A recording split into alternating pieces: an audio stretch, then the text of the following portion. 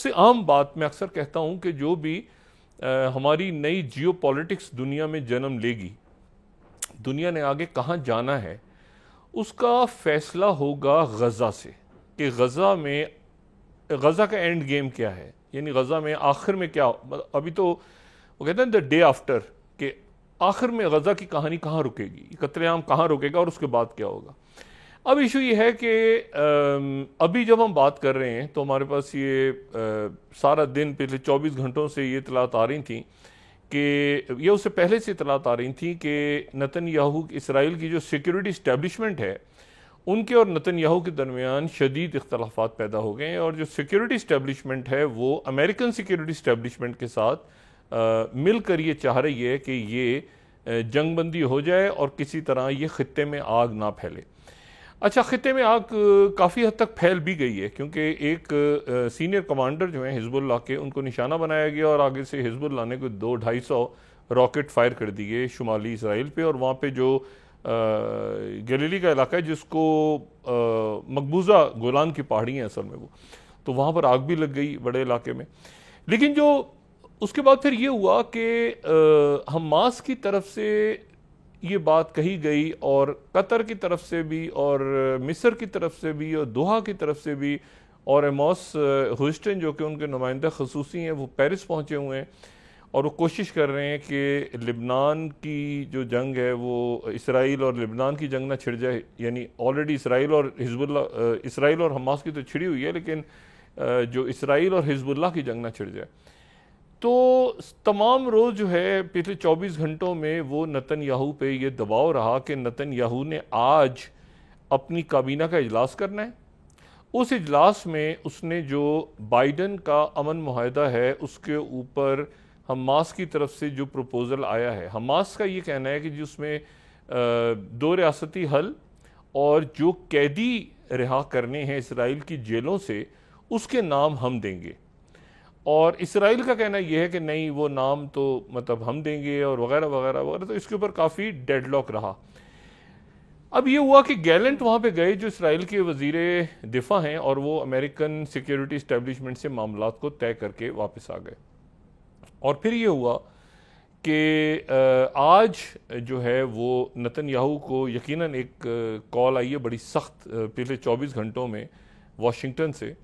और उस कॉल के बाद नेतन्याहू ने कहा कि ठीक है, मैं अपनी काबीना का इजलास बुलाता हूँ। जंगी काबीना तो तोड़ चुके हैं, लेकिन फिर उन्होंने कहा मैं दोबारा जंगी काबीना का इजलास बुलाता हूँ और शाम को मैं कौम से खिताब करूँगा और फैसला करूँगा कि इसमें मुझे मुज़ाकरात दोबारा शुरू करने चाहिए या नहीं। इसके ऊपर गालिबन जो हमारी इतलात हैं वो ये हैं कि वाशिंगटन की तरफ से और बाकी जो ममालिक हैं, रशिया और चाइना और जो अरब ममालिक हैं, उनकी तरफ से ना कह दिया गया कि नहीं, आप इस पे प्रेसिडेंट बाइडन से बात उस वक्त करेंगे जब दोबारा मुज़ाकरात में आप आ जाएंगे। तो यहाँ पे ब्रेकिंग न्यूज़ ये है कि इसराइल की जो एक टीम है वो बादल ना ख्वास्ता दोबारा नेतन्याहू ने रवाना कर दिए इसराइल से। अब वो दोहा में पहुंची है या मिस्र पहुंची है, इसके बारे में मुतज़ाद आरा हैं, लेकिन असल बात यह है कि डायलॉग दोबारा शुरू हो गया है उन्हीं खतूत पे जो कि सदर बाइडन ने जो पिछले महीने पीस एग्रीमेंट का ऐलान किया था 3 फेजेस में उसके। और उसमें जो है वो ये था कि मुत्तहिदा अरब अमारात, मिस्र, सऊदी अरेबिया, टर्की और रशिया उसमें जो है वो सालिस का किरदार था। तो ये सारे मुल्कों की जो फ़ौजें हैं ये फ़ौजें गज़ा पहुँच जाएंगी और गज़ा पहुँचेंगी और वहाँ से इसराइली फ़ौज का विड्रॉल होगा और फिर अरसर नौ तामीर होगी। अब यह है कि जो नेतन्याहू हैं वो इस पर राज़ी नहीं थे। उन्होंने दूसरा महाज खोलने की कोशिश की पिछले चंद दिनों से। अगर आप सब गौर कर रहे हो तो ये इस तरह से हो रहा था कि गज़ा के ऊपर आहिस्ता आहिस्ता उनकी बमबारी कम हो रही थी और उनका महाज खुल रहा था हिजबुल्लाह के साथ। हिजबुल्लाह का मतलब ये है कि शुमाली इसराइल और जनूबी लेबनान, और वहाँ पे सैयद हसन नसरुल्लाह जो हैं वो अपने आप को रिस्ट्रेन करके बैठे हुए थे। और उनकी तरफ से कल ये बयान भी आया था शेख नईम की तरफ से कि अगर गज़ा में जंग बंद कर दी गई तो हम फौरी तौर पे जंग रोक देंगे इसराइल के शुमाल और लिबनान के जनूबी इलाके में। तो अब यह है कि अब सारे चूंकि मामलात अपनी अपनी जगह तय थे और नेतन्याहू चाह रहे थे कि इस जंग को फैलाएं किसी तरह। अमेरिकन ने तो अप्रैल में यहाँ तक कह दिया था कि अगर ईरान की तरफ से मिसाइल आया और आपने जवाब दिया तो हम इसराइल आपके साथ खड़े नहीं होंगे। तो बहरहाल अभी ताज़ा तरीन सूरत हाल ये है कि मुज़ाकरात दोबारा शुरू हो गए। इस पर कतर इंटरेस्टेड नहीं था बिल्कुल भी आने में, और इन मुज़ाकरात के आने में किसी किस्म की दिलचस्पी काहिरा भी नहीं ले रहा था। लेकिन फिर चूंकि मुज़ाकरात की एक बड़ी शर्त ये बन गई जो कि हमास की तरफ से गई कि जो फिलाडेल्फी कॉरिडोर है, ये वो कॉरिडोर है जो कि रफ़ा और मिस्र के दरमियान में एक बफर जोन है। जब मिस्र की फ़ौज गज़ा से निकली थी, मिस्र जब विड्रॉ हुआ था गज़ा से, तो दरमियान में एक इलाका जो है, ये गज़ा एक गांव था, पहले एक गांव हुआ करता था एक ज़माने में, और यहाँ पर मिस्र के ही पास था ये। लेकिन जब मिस्र यहाँ से निकला तो एक बफर जोन, अगर आप मिस्र से इमदाद लेके गज़ा में दाखिल हों तो दरमियान में एक बफर जोन आता है। यानी बफर जोन इस तरह से आता है कि यहाँ पर गाड़ियाँ रुक जाती हैं, इमदादी जो गाड़ियाँ यहाँ रुकती हैं, लोग उसके बाद या तो पैदल चलते हुए जाते हैं और फिर गज़ा तक पहुँचते हैं, या फिर वो मखसूस गाड़ियाँ होती हैं उनको इजाज़त मिलती है कि वो आगे जाएं। ये फिलाडेल्फी कॉरिडोर है, यानी मिस्र और गज़ा के दरमियान एक, आप समझ लें कि एक ऐसा इलाका है जो जहाँ जो है इजिप्ट के कंट्रोल में, लेकिन वहाँ यानी इजिप्ट का बराह रास्त गज़ा से बॉर्डर नहीं मिलता, यूँ समझ लें दरमियान में एक ऐसी जगह है जो कि गज़ा को मिस्र से अलग करती है। अब वो जो जगह है वहाँ पर भी इसराइल बैठ गया था आके। तो एक डिमांड ये भी है कि इसराइल वहाँ से मुकम्मल तौर पे हटे, और वो हटने जा रहा है। और अगर वो हटेगा तो जाहिर है कि फिर इसमें, और ये 14 किलोमीटर की पट्टी है, ये लंबी सी पट्टी है जो कि गज़ा और मिस्र के दरमियान है।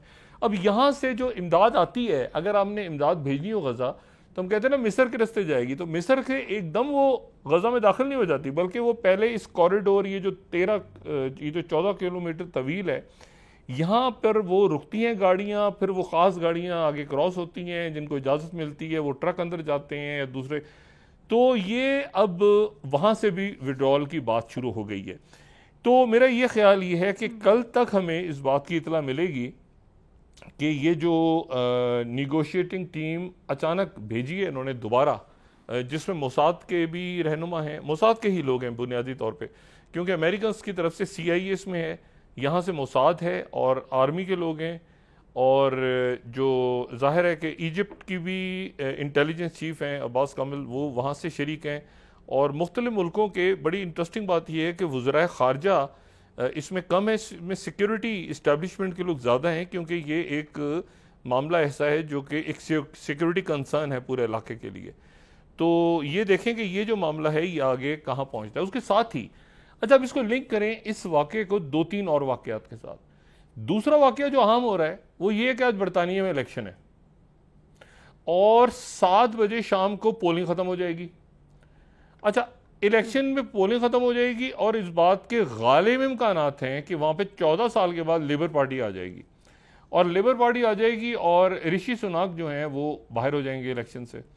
अच्छा, ऋषि सुनाक का बाहर होना और वहाँ पर लेबर पार्टी का आना 14 साल के बाद, ये एक बहुत बड़ी तब्दीली है, और ये बहुत बड़ा चेंज है पूरी दुनिया में तकरीबन। और उसके असरात अब क्या होंगे, क्योंकि बहुत ज़्यादा एक्सपेक्टेशंस हैं बरतानिया के लोगों को भी और दुनिया को भी कि भाई बरतानिया किस तरह से इमर्ज होता है, गुर्बत और इमिग्रेशन और महंगाई और वहाँ पे हाउसिंग के जो प्रॉब्लम्स हैं वो सारे।